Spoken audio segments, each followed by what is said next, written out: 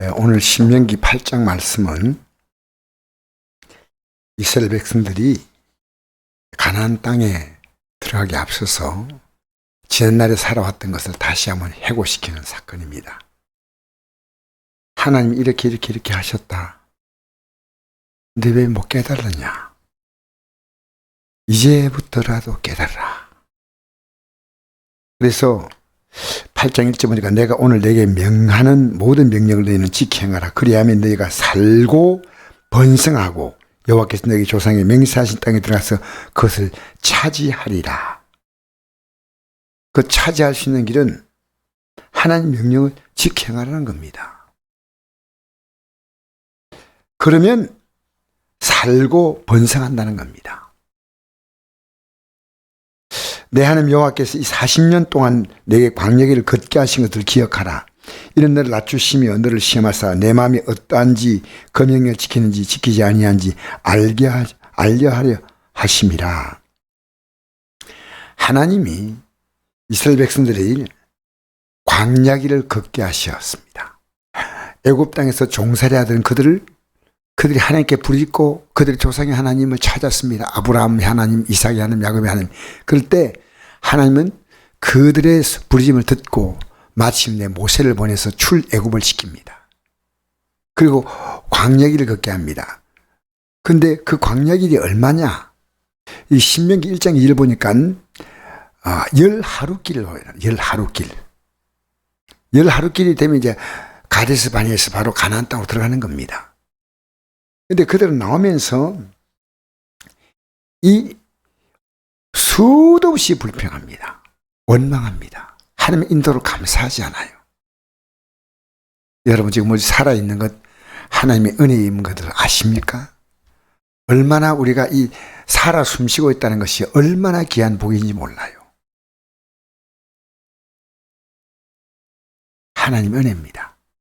저 사도행전 11장 25절 보니까 또 무엇이 부족한 것처럼 사람의 손으로 승김받는 것이 아니니 이는 만민에게 생명과 호흡과 만물을 친히 주시는 분이다. 하나님이 우리에게 뭐가 부족해서 너 나 섬기라 그게 아니에요. 그분은 사람의 손으로 섬김받을 분이 아니란 겁니다. 만민에게 생명과 호흡과 만물을 친히 주시는 분이셔요. 여러분이 아쉬운 하나님이 아니셔요. 하나님은 여러분에게 복 주시기를 원하시는 거예요. 복 받는 길을 가라는 겁니다. 그러니까 내 말을 깨달으는 겁니다. 내 하나님 여호와께서 이 40년 동안 내게 광야길을 걷게 하신 것을 기억하라. 이는 너를 낮추시며 너를 시험하사 내 마음이 어떠한지 그 명령 지키는지 지키지 않는지 알려 하려 하심이라. 너를 낮추시며 너를 줄이게 하시며 또 너도 알지 못하며 내 수상들도 알지 못한 만나를 내게 먹이신 것은 사람이 떡으로만 사는 것이 아니요 여호와 앞에서 나오는 모든 말씀으로 사는 줄 내가 알게 하려 하심이라. 하나님은 하나를 깨닫게 원했습니다. 하나님 말씀대로 하면 너희들의 삶은 형통하지만 하나님 말씀대로 가지 아니하면 너희들의 삶은 고통이란 겁니다. 10하루 만에 갈 수 있는 그 가나안 땅의 길을 40년이 되었는데 그 세대는 못 갔습니다. 그 세대 가운데 들어간 사람은 여호수아와 갈렙 두 사람밖에 없습니다. 네, 두 사람만 순종했거든요. 여러분 이스라엘 200만 가운데 두 사람이라는 것은 100만 분의 1입니다. 여러분 이 신앙의 길을 간다는 것이요 어려운 건 아니에요. 가면 돼요. 그런데요 대부분이요 자기 좋은 대로 가는 겁니다. 자기 좋은 대로 자기 편한 대로 가는 겁니다. 여러분 십계명이 뭔지 압니까? 십계명 제1계명 보면요 나 외에 다른 신이 없다 그러잖아요. 근데 여러분 나 외에 다른 신이 없다는 말은요 하나님만 신이란 뜻이에요. 그럼 하나님 말씀대로 하나님이 신인 것 같으면 하나님 말대로 살아야 될 거 아닙니까? 그런데 그 계명에 제1계명에 자기가 툭 앉아 있는 거예요. 그 하나님 말씀대로 살지 않아. 자기가 좋은 대로 사는 거예요. 여러분 지금 우리는요 국가적으로도 그렇고요 얼마나 지금 기도할 때인지 모릅니다. 정신 차려야 될 때입니다. 코로나 눈치 보고 있어야 될 때가 아닙니다. 하나님을 두려워해야 됩니다. 나에 대한 신이 있게 하지 말라. 자기가 신이에요, 신.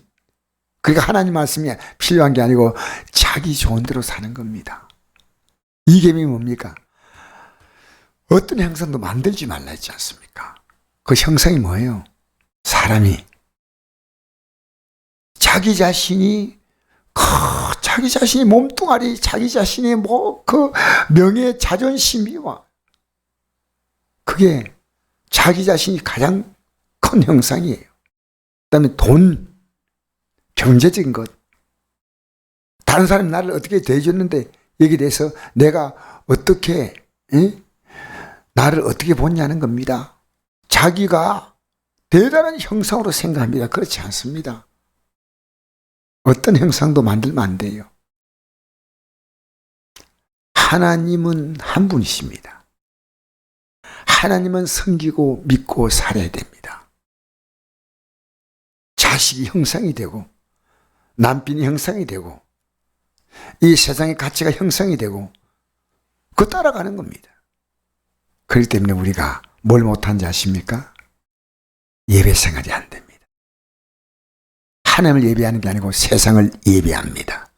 사람을 예배합니다. 날씨가 더우니까요. 피서가는 건 뭡니까? 자기 예배입니다. 물론 적당히 쉬는 게 나쁘다는 거 아닙니다. 근데 하나님 예배는요, 무너지고 있습니다. 여러분, 대면 비대면 이런 말 쓰면 안 됩니다.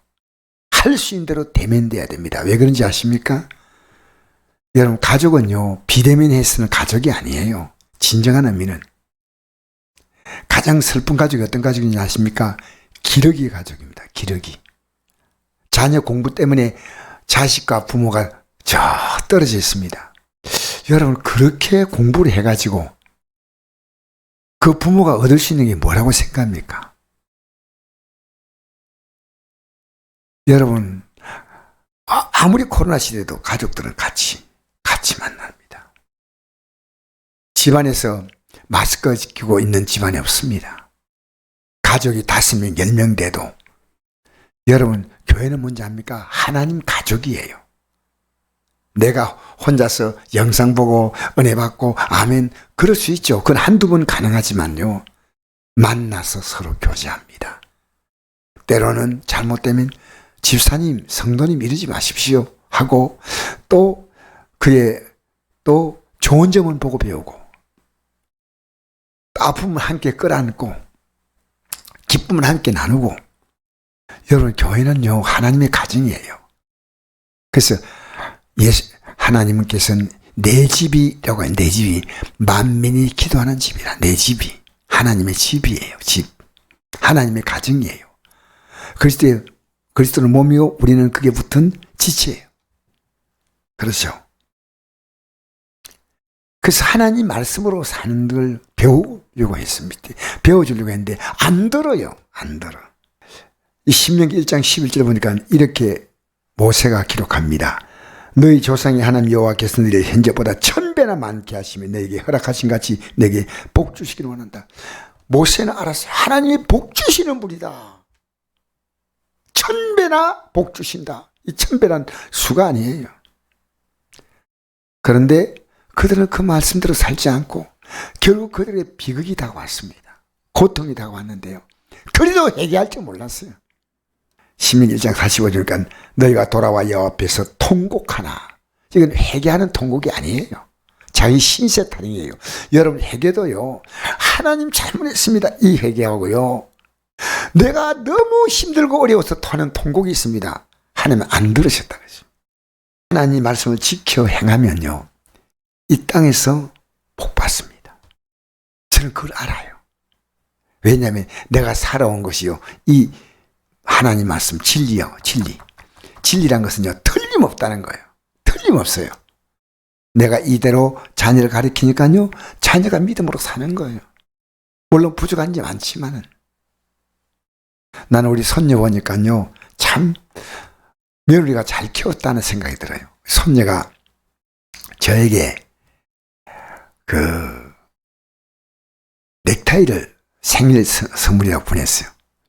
그래서 보낸 것은 아래 보냈는데 어제가 제 생일이니까요. 어제 문자가 왔어요. 카톡이. 할아버지 넥타이 받으셔요? 제가 고른 거예요. 그래서 내가 고맙다. 너 대단한 그 물건을 고르는 능력이 있다. 그래 고맙다. 할아버지 저는요 하나님을 최고로 사랑하고요. 그 다음 할아버지 사랑해요. 그리고 저는요 열심히 해요. 그래서 알았다. 할아버지도 열심히 하는데 할아버지가 유튜브에 설교 올렸거든. 너 한번 들어볼래?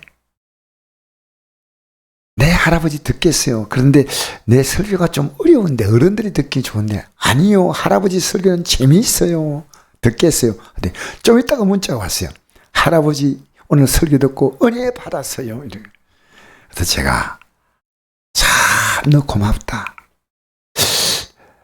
그 설교를 듣겠다는 그 말과 그래서 제가 이 설교를 다시 들어봤어요. 우리 손녀가 들었던 어제 새벽 설교가 어떤가 하니까요.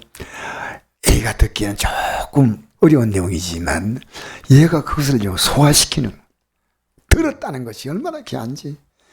야, 우리 며느리가 이 손녀를 제대로 키우고 있구나. 그래서 안심이 왔어요. 여러분, 이 세상에 진짜 복이 뭡니까? 하나님 말씀. 이 하나님 말씀대로 사는 삶을 가르쳐 주는 겁니다. 사람이 떡으로만 사는 것이 아니라 이 땅에서 필요한 경제적인 수단으로 사는 게 아니고 하나님 위에 나오는 말씀으로 산다. 말씀으로. 저도 다시 아침에 결심합니다. 하나님 말씀으로만 살게 해달라고. 말씀으로만. 이 말씀 따라 기도하게 해달라고. 뭐 이거 달라 저거 달라 할 거 없어요.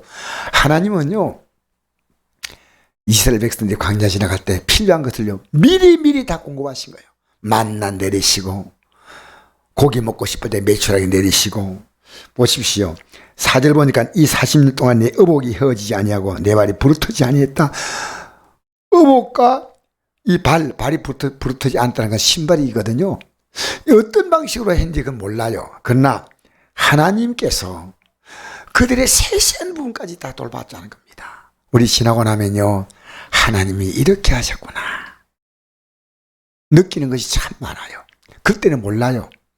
그들은 막 그냥 광야 지나가는데 옷도 헤어지지 않을 수 있는 어떤 길을 주셨고 신발도 발에 부르트지 않게 하신 길도 주셨고 하나님이 이모저모로 지나고 나니까 하나님이 이렇게 도우셨고 저렇게 도우셨구나.